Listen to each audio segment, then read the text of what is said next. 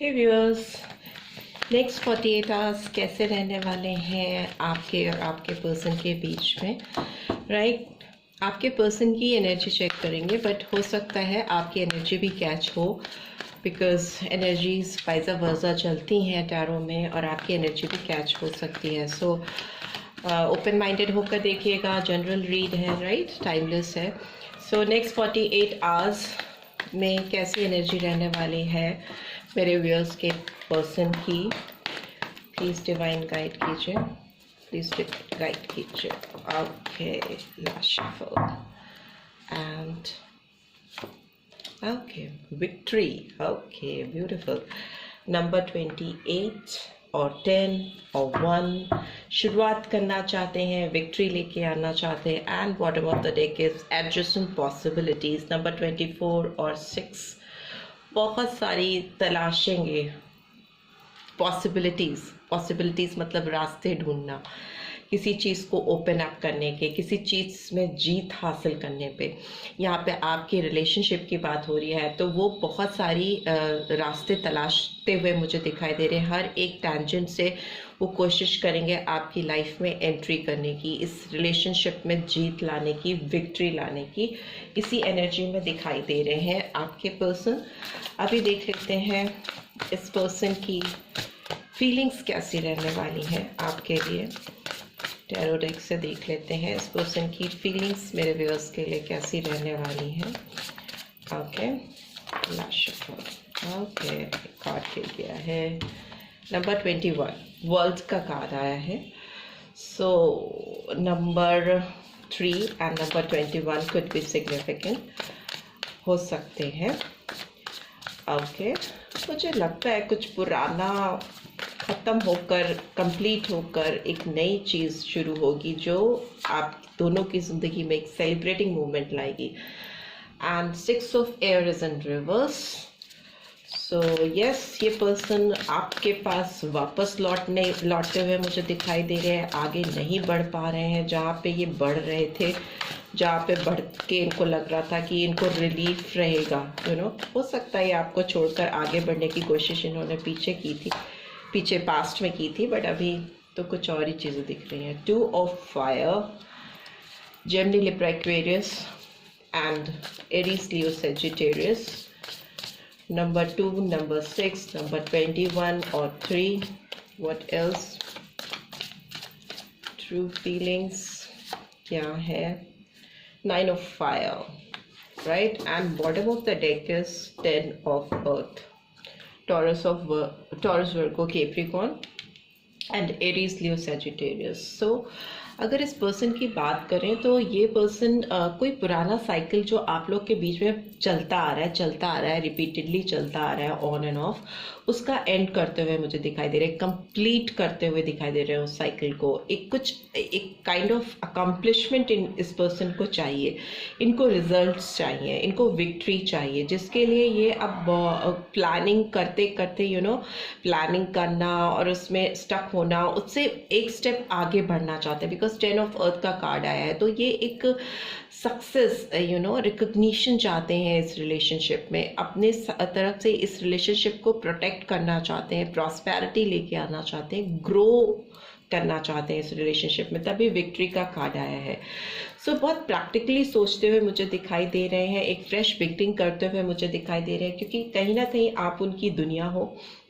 World card first आया है, तो डेफिनेटली ये बहुत पॉजिटिवली दिखाता है कि उनकी सारी दुनिया है जो वो आपके कहीं ना कहीं इस वक्त, लाइक नेक्स्ट 24 आवर्स में, आपके 48 आवर्स में आपके इर्द गिर्द घूमती रहेगी। आपके इर्द गिर्द उनकी सोच, कहीं पे कुछ भी करेंगे घूम फिर के आप पर ही आके उनकी सुई अटक जाएगी, ऐसा दिखाई दे रहा है।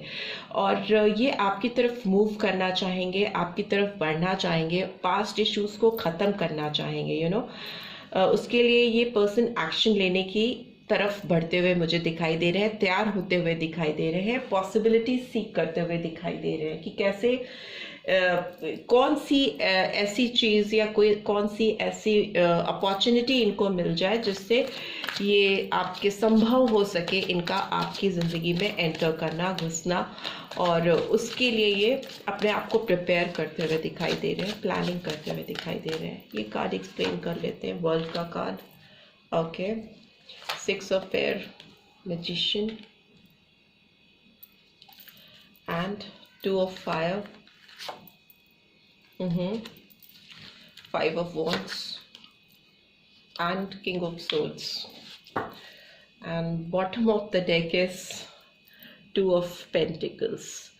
So मुझे लगता है ये पर्सन जब सोचते बहुत है विक्ट्री के बारे में, पॉसिबिलिटीज ढूंढते हुए मुझे दिखाई दे रहे हैं, बट 48 आवर्स में अगर इस पर्सन की एक फॉरवर्ड मूवमेंट की बात की जाए तो मुझे कोई ऐसा बहुत पॉजिटिव फॉरवर्ड मूवमेंट अभी तो नहीं दिखाई दे रहा है, बिकॉज चैरियट का कार्ड रिवर्स में है, तो कैंसर साइन निकल के आया है। तो जो एक फास्ट मूवमेंट होता है किसी का, वो मूवमेंट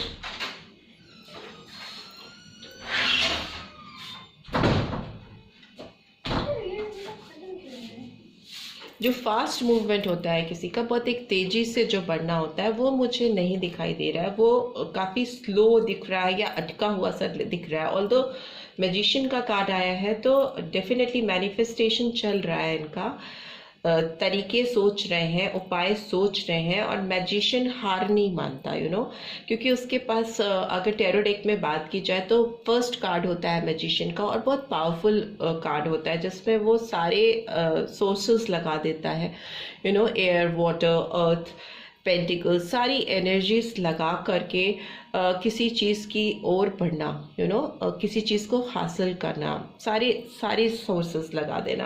बट एक्शन की बात जहाँ तक बात आती है तो इनके दिमाग में कॉन्फ्लिक्ट चलता है, या जेन्युइनली हो सकता है इनकी लाइफ में कुछ डिस्टर्बिंग एलिमेंट्स हैं। 5 ऑफ वॉन्ड्स का कार्ड ये दिखाता है कि सराउंडिंग्स में ऐसी एनर्जीज का होना कि जो आपके दिमाग में और आपके जीवन में एक कॉन्फ्लिक्ट क्रिएट करे।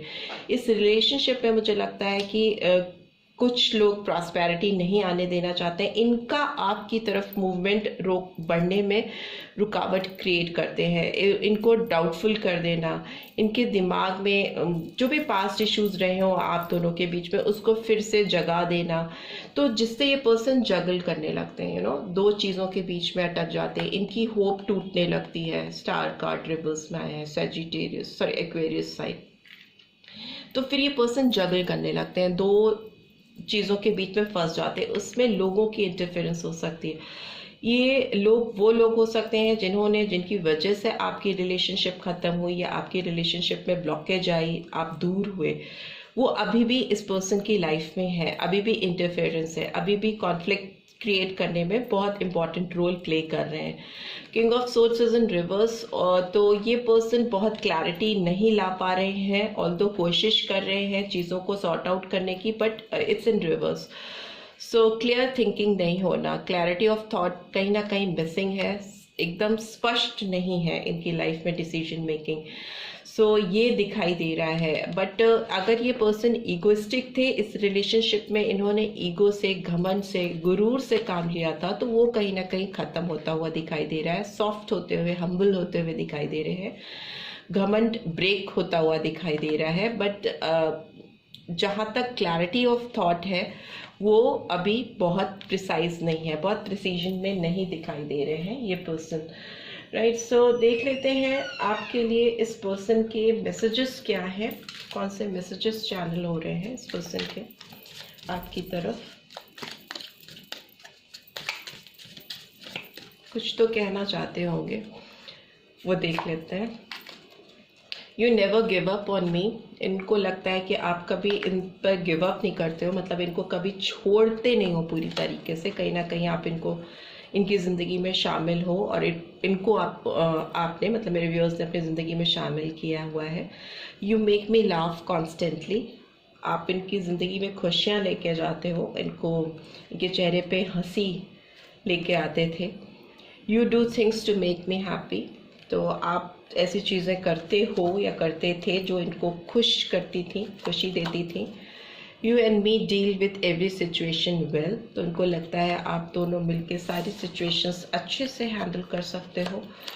And you pamper me like your baby, तो हो सकता है आपने इनको बहुत पैम्पर किया है, बहुत सिर चढ़ाया है, तभी आपने इस पर्सन की एरोगेंस, एटीट्यूड, ईगो सब कुछ टॉलरेट किया है।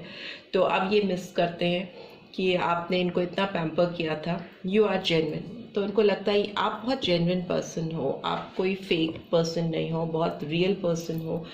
जो भी है आपके अंदर बहुत जेन्युइन है, बहुत ऑथेंटिक पर्सन होना। जेन्युइन मतलब बहुत सही रीजनेबल पर्सन होना, उस तरह के पर्सन आप हो। तो ये इनको एहसास हो रहा है और ये आपसे कहना चाहते हैं कि इनको पूरी तरह से रियलाइजेशन है कि आप किस तरह के पर्सन हो। अब इस पर्सन की ओर से आपकी ओर मैसेजेस देख लेते हैं, बिकॉज पर्सन बहुत कंफ्यूज है, तो इनके मैसेजेस क्या है आपके लिए देख लेते हैं। I can feel that you miss me more than I miss you, इनको ये कहना चाहते हैं कि फील कर सकते हैं कि आप इनको इनसे ज़्यादा मिस करते हैं। Show me how supportive you are, तो आपसे सपोर्ट सीख करते हुए दिखाई दे रहे हैं कि आपने अगर कुछ दिखाया कि आप पॉजिटिव आपने साइंस दिए, ग्रीन सिग्नल्स दिए, तो ये भी कुछ कर। I will get in touch very soon, आपके साथ बहुत जल्दी कॉन्टैक्ट करने वाले हैं। I find it hard to open up to you, but इनको आपसे ओपन अप होने में थोड़ी दिक्कत होती है, प्रॉब्लम होती है। Really want to put the passion back, वो आपके साथ अपना जो पैशन है, जो एक खिंचाव है, एक जो इंटीमेसी है, अट्रैक्शन है, वो वापस से पाना चाहते हैं। First person I have ever cared about, तो आप शायद वो पहले पर्सन हो जिसके बारे में इन्होंने इतना दिल से केयर की है। You came closure then any one, आप इनकी ज़िंदगी में इतने करीब इनके गए हो, इतने दिल के करीब गए हो। फिजिकली गए हो कि नहीं, बट दिल के करीब तो इतना आप गए हो कि उतना करीब कोई भी नहीं जा पाया है।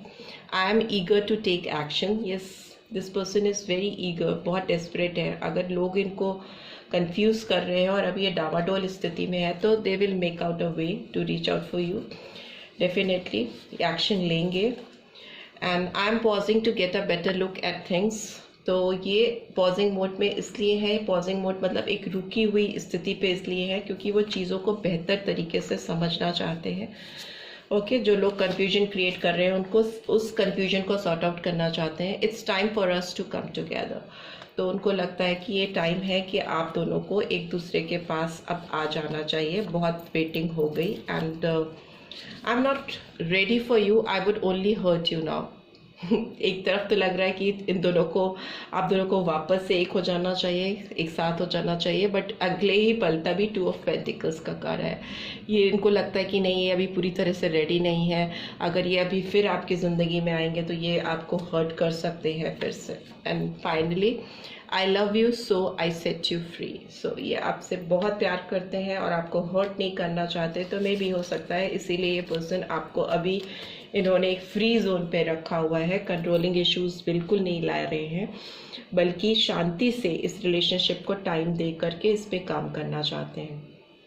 Right, so this is what I am getting. I hope आपको इस रीड से गाइडेंस मिली है। Then to give this video a like, और फर्स्ट टाइम आए हैं तो सब्सक्राइब करके जाना मत भूलिएगा। See you next week, till then take care, bye bye.